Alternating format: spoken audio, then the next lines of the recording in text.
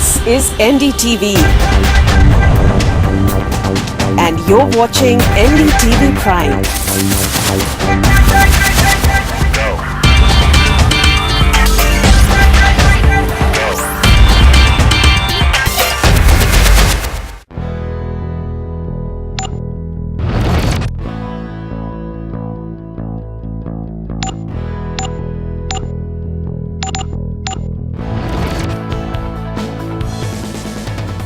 There is a consensus that higher education is the best guarantor of a promising career.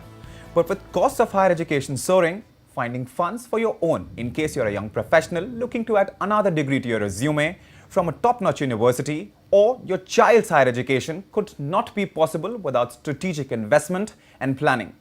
Hello and welcome. Today on this show, we will explore the various ways through which you can fund your child's or your own higher education. First up, let's meet Mr. and Mrs. Sharma, parents of two daughters aged 17 and 13, and find out how they intend to fund their daughter's higher education. Sania, a 16-year-old class 12 student, is just months away from joining college. Deft at playing various musical instruments, she has a special inclination towards writing and wants to eventually make a career out of it. I'm studying humanities with maths. I'm in class 12 right now. I've just gotten into class 12. It's just been a few months. I like music, so I play the guitar and I play the drums and things. I read a lot. I'm kind of a bookworm, but mostly I prefer to write. So not fiction, but just anything that I can basically think of. Sania's 13-year-old sister Ananya shares her sister's passion for music. In fact, she's a step ahead.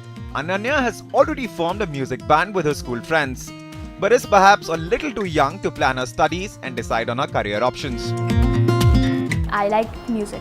I play the xylophone sometimes, thoda, and I sing and I play the keyboard a little. And I like painting. I like painting on the canvas. Their parents, Ricky and Shalini Sharma, are both entrepreneurs. Like all parents, they want to provide their daughters with the best education. However, with Sania almost on the verge of joining college, the Sharmas regret missing out on financial planning, especially at a time when inflation is at an all-time high and cost of higher education has been rising at a steep 10 to 12% year on year. Frankly speaking, no, and what we have not done so far, and that's what it is hitting us now. And the thought of spending so much of money once she enters the college, whether it is the normal university or she is going out, or maybe some private colleges and good universities outside Delhi and all. When we actually come to the stage and you're thinking higher education and suddenly you realize that the costs are really too much and you realize that you haven't really planned for it well in advance, then yes, it does make you a little anxious.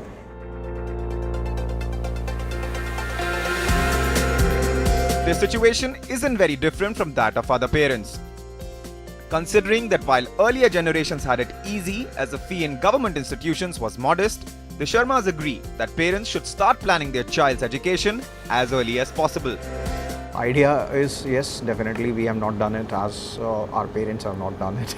So plan. I think it's the moment a child is born, I think you should start thinking about it from that stage itself. I think we're already late because we were kind of happy-go-lucky. We really didn't think that education is going to cost that much because it didn't cost that much when we were studying. So I think, we should start as early as possible and not wait till the nth hour to actually start thinking about it. I think the sooner you plan, the better you can kind of plan it and provide for it. With Sania just a year away from getting into a college and with less than 5 years for Ananya to step into college, what can the Sharmas piggy bank on as far as financial planning for their daughters is concerned? Here's over to Amit Kukreja, a Delhi-based FPSB or Financial Planning Standards Board India certified financial planner, for some advice.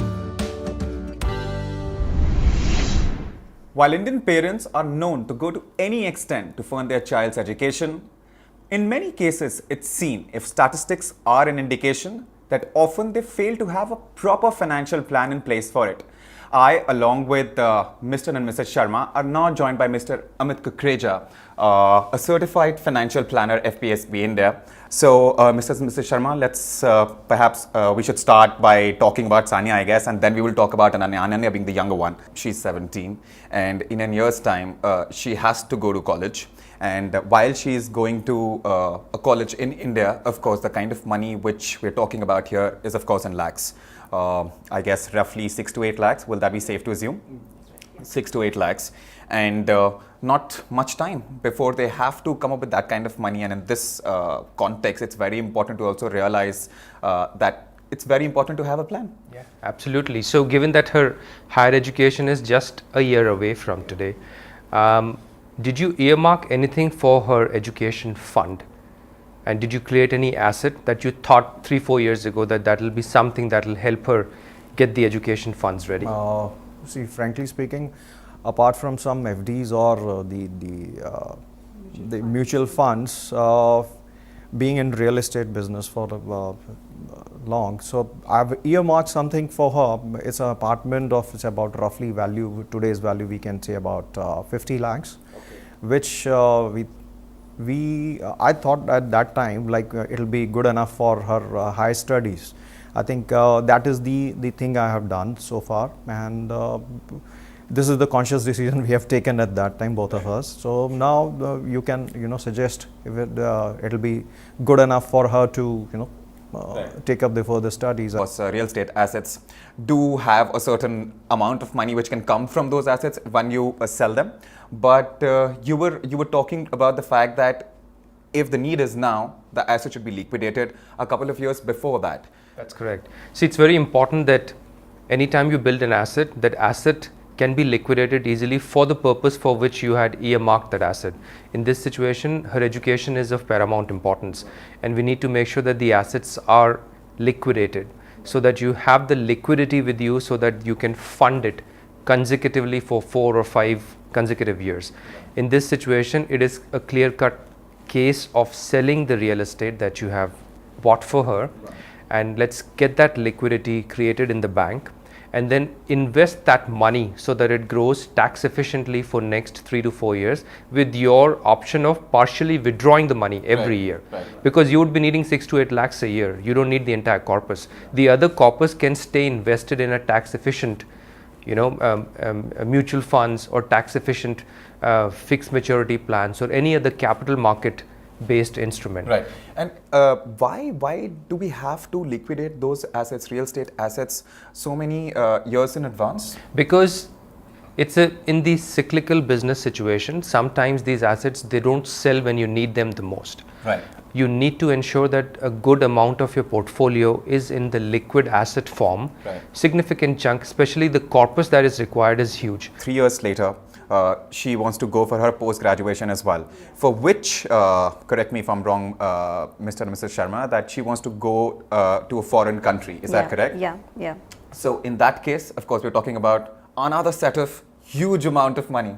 Absolutely. So the other variable, yes, which hurts in the second case, is the rupee-dollar relationship. Right. We have seen rupee depreciating in last 1 week. We need to ensure that the asset we have earmarked for overseas education is hedged against the rupee-dollar depreciation. Right. So in these situations, I normally advise my clients to acquire foreign assets through the mutual fund route so that the money is parked in the dollar value. Right. And because the relationship is insulated, because your money is parked in dollar value, the depreciation that happens actually works in your favor. It creates a bigger corpus for you in rupees. Right. So in this situation, we need to go into a detailed planning session to figure out how much is that corpus which is required for post-grad in US or UK or any other country, and then how are we investing that money in India or outside India through mutual fund route, and then how are we building that tax efficiency, and is it really possible? Would 3 to 4 years be okay for investing in building a portfolio in that particular time to fund her education after 3 years? See, I think return is not that important for funding her education overseas. What is more important in this case is the depreciation risk that a rupee may have against dollar. So if you can park your money in overseas assets, which means your money is already converted in dollar in today's time, you will hedge that risk. Yeah, that's very interesting actually. Yeah, I never yes. thought of it that way. The younger one. And in her case, we still have a few more years.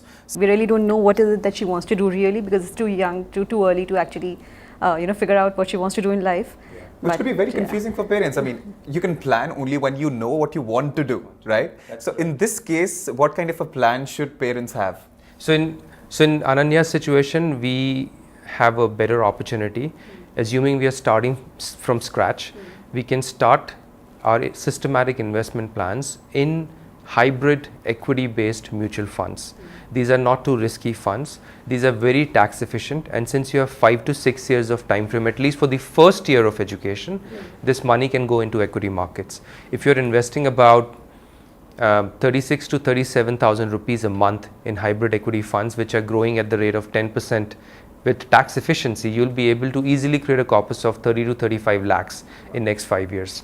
Right. But in second case, it is far more in control planning situation compared to the first case where you are at the mercy of some buyer coming and buying real estate from you.